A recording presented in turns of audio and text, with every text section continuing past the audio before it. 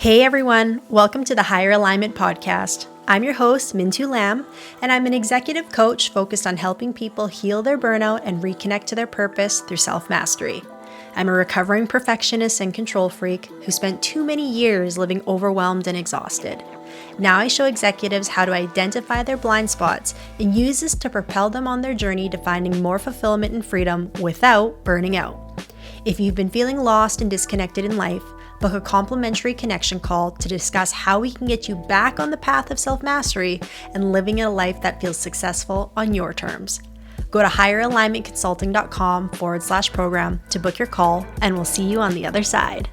Okay, coming at you today with another solo-sode, and I wanted to talk about females in male-dominated industries or just feminine energy in a very masculine-dominated industry. And so if you don't know my story, I spent almost 9 years in the luxury auto retail world. I was one of two females on a 8-person management team. And out of an entire sales department, there was typically about 14 of us. And again, only 2 women.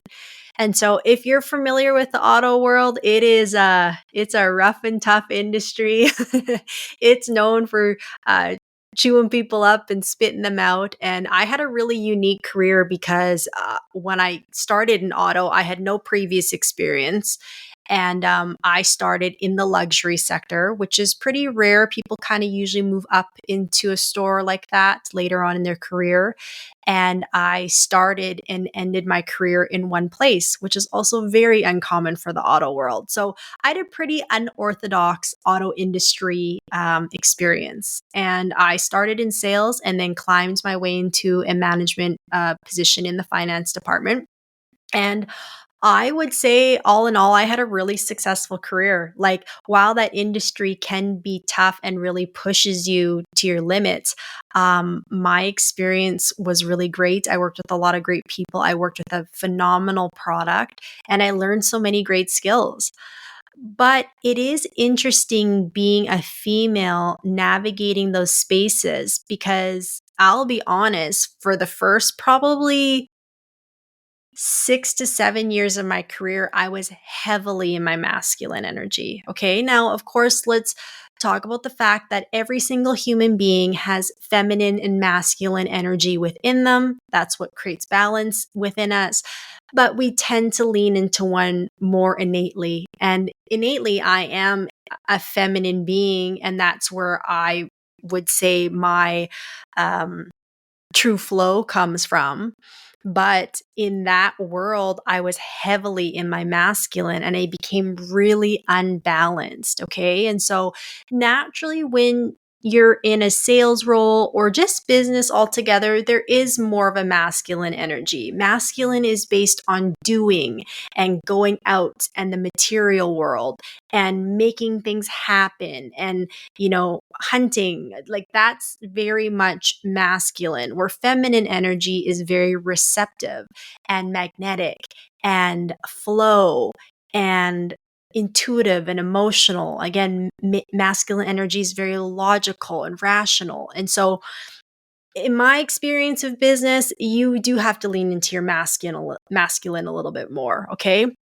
But looking back on it, I am actually really shocked at how much I fell down the rabbit hole. Like, I became one of the boys, okay? And I would talk like them. I would, make the same type of jokes. I would cuss. I was brash. I was tough. I was a bitch. Like, and I say that with love and compassion to myself, but like, I didn't put up with no bullshit in that space.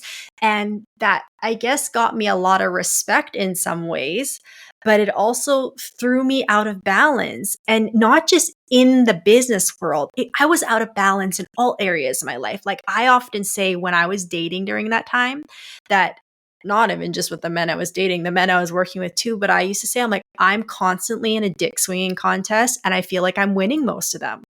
And that is not a good thing as a woman who is attracted to men. Like, I'm a woman who's always wanted a strong male to lead me in a relationship, and I grew up with strong men, but when I was so out of balance, I didn't even recognize it in the moment. It took one of my girlfriends to really pinpoint it for me. But B, it's like I was repelling the masculine energy I wanted in my life because I was holding so much of it. So like there wasn't even really space for a strong male leader to come into my life from a personal standpoint because I was consuming all that space on my own. But, it's again really, it was for me anyways, really easy to adapt to that heavily masculine energy because at that time my career was my end all be all. It was my claim to fame. It was my way of proving that I was worthy, which obviously I undid all of that after the fact and what the detrimental effects of that belief system was. But it was my claim to fame. And so as I spent more time in that space and I got more success, I almost doubled down on the fact that I needed to be in this masculine energy to be successful. And then after, 5 years of running that ship really hard and seeing that I could essentially keep up with the boys because I was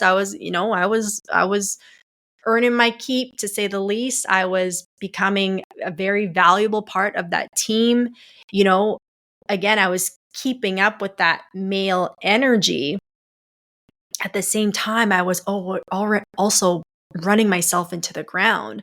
And of course, if you guys have ever heard me talk about burnout, burnout is not because we have too much stuff on our plate. Burnout comes from the fact that we're misaligned within. And one of the areas I was really misaligned was with my masculine and feminine energy. I was so heavy in my masculine.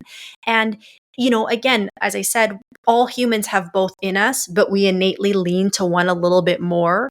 And so a man can still be, even if he innately is more in his masculine and that's where he finds his power, he can still be out of balance by having very little feminine energy in his life, as far as within him, having a hard time connecting to his emotions and his intuition, which are extremely important in being an effective leader.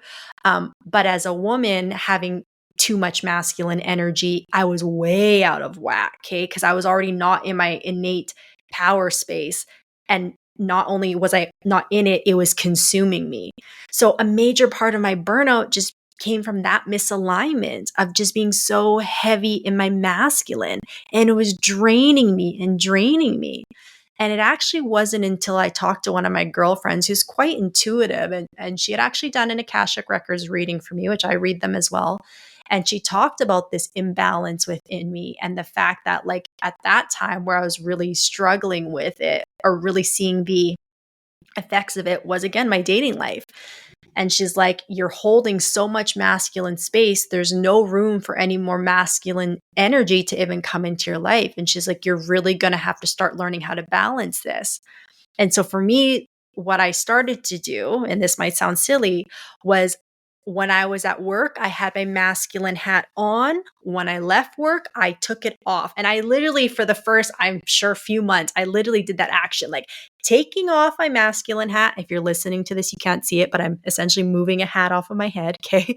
Taking off the masculine hat and kind of that being a signal of like, okay, I can let my walls down. I can let my guards down and I can just kind of sit my feminine a little bit more. And that's what I first started with, was just like, when I'm not at home, I'm going to try and rest in my feminine more. And when I'm at work, I'll let the masculine side kind of run free.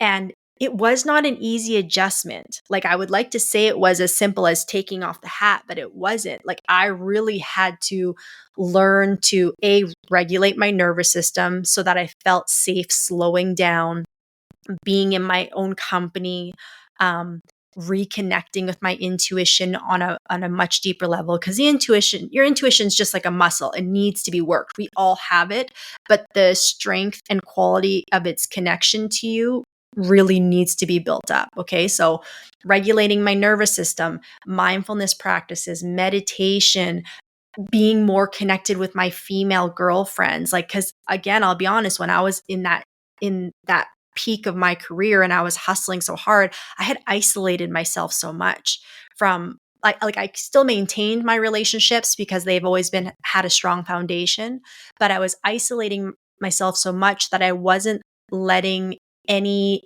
external nurturing of feminine energy really come into my life. And one of those areas was with my mom. My mom she lives 2 hours out of town. She'd be like, can I come see you? Can I, she's so nurturing. Can I come take care of you? My mom to me is the epitome of like the feminine, most loving, nurturing woman ever. And I was so busy and tired, I'd say, no, no, no. But really, I needed that nurturing at that time. But again, masculine tendency to kind of isolate, not process the emotions. And so so when I was learning that I needed to create more balance in this area for myself, I started with just at home trying to switch into that mode more and just again connect to those things that innately made me more feminine, even just dressing a little bit more feminine at times. I used to wear black a lot and like navy blues, and that's cool. Not that we can't wear that as females, but I started to incorporate more color. And these might sound like silly practices, but at the time, it was what I could do to just kind of remind me of that side of myself that I had been disconnected from for so long. Okay. But what really started to unlock my feminine again was just realizing, I guess, undoing the part of me that felt like I needed to prove myself in that space still. I was, again, at this point, 6 years into my career. I had created a pretty solid reputation for myself. My value in the company, I thought, was at a really strong point as well, too.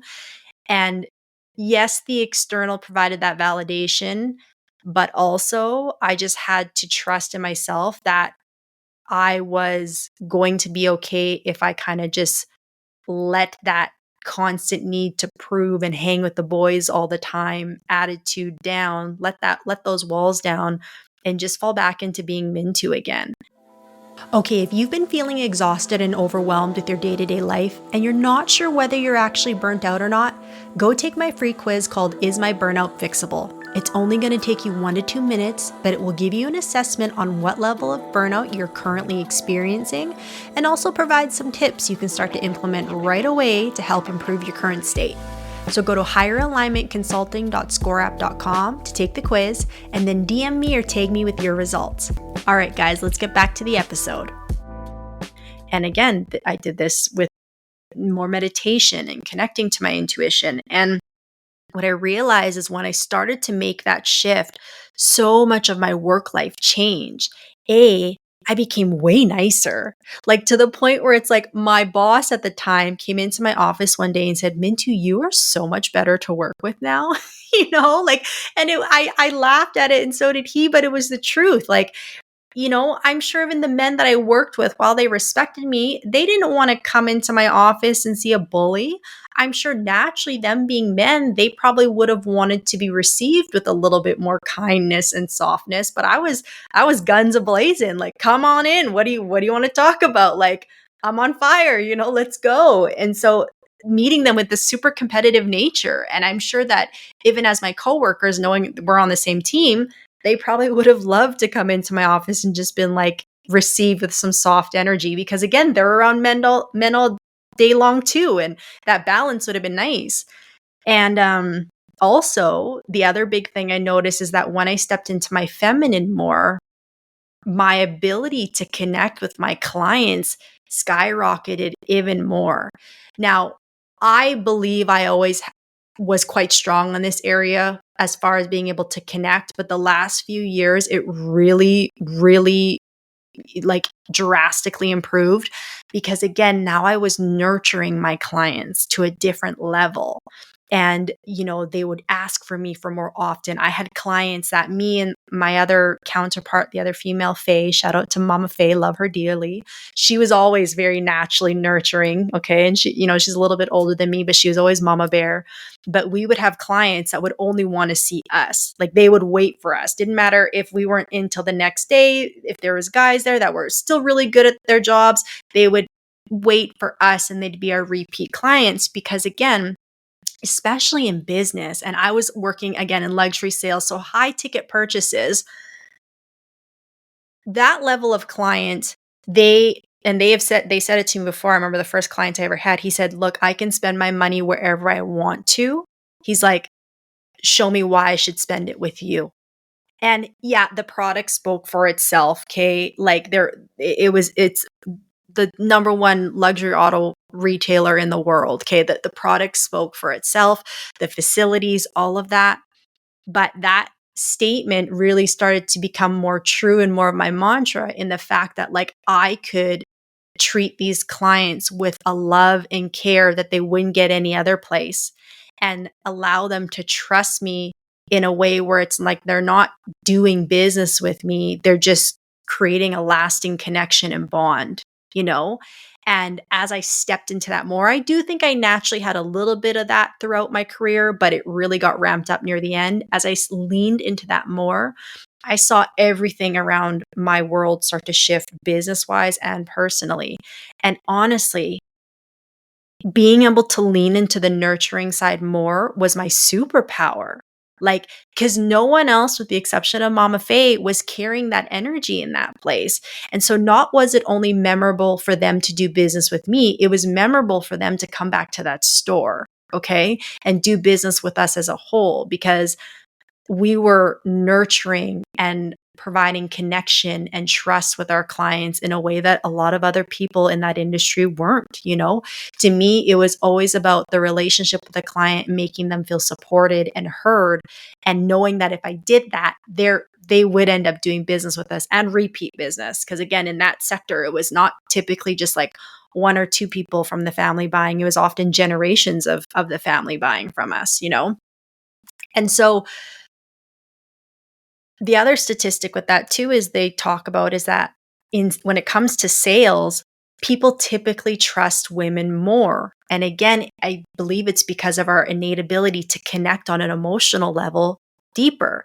Let's just be honest, as women, we're more equipped in this space because societally in society, we've been supported to talk about our feelings and emotions. We've been doing it since we were little girls. Men haven't been conditioned with those same things. They've been taught to repress their feelings and hold their feelings in and don't look weak and crying is for girls and all these narratives where, you know, they're not comfortable sharing their emotions. And therefore, if you're not comfortable sharing or regulating your emotions, it's hard for that to be a connection tool for you as a man, right? And so not that I didn't work with great men who weren't trustworthy and who weren't great men, but that wasn't part of their superpower. That wasn't part of their toolkit the way it was for me. And so what I would like to say with this is whether you're a male listening to this, if you are a male listening to this, I would encourage you to learn to tap into your feminine a little bit more. And that doesn't mean it's going to take over. It just means that you being able to connect with your emotions and your intuition more is going to add to your ability to be a leader, to execute, to perform at a high level, because it all comes down to human connection and making that connection strong and trustworthy. And as a female, if you are in a male dominated industry and you're trying to figure out what your competitive advantage is, you already got it. It's because you're a woman. Okay. Never let the fact that you are a female be the reason you think you're at a disadvantage. Okay. I worked with majority of men, and the fact that I was a female and different from all of them, that was my superpower. Okay. I didn't realize it at first, but me trying to fit in with them was actually doing myself a disadvantage because I was trying to fit in with the one of 2014, how many ever men were there working at the time. I was trying to fit in with them, where really my superpower was being me, being a woman, and letting that be my competitive advantage. So, all that to say that there's a need for more feminine energy in the business world. And while, yes, we do have to have masculine energy to execute a lot of these things, do not underestimate the power of leaning into those feminine qualities, being able to receive. That means abundance, your intuition, your being able to flow when things shift and change, which we know happens all the time. Your ability to adapt and surrender to that also is an extremely strong attribute as a business person.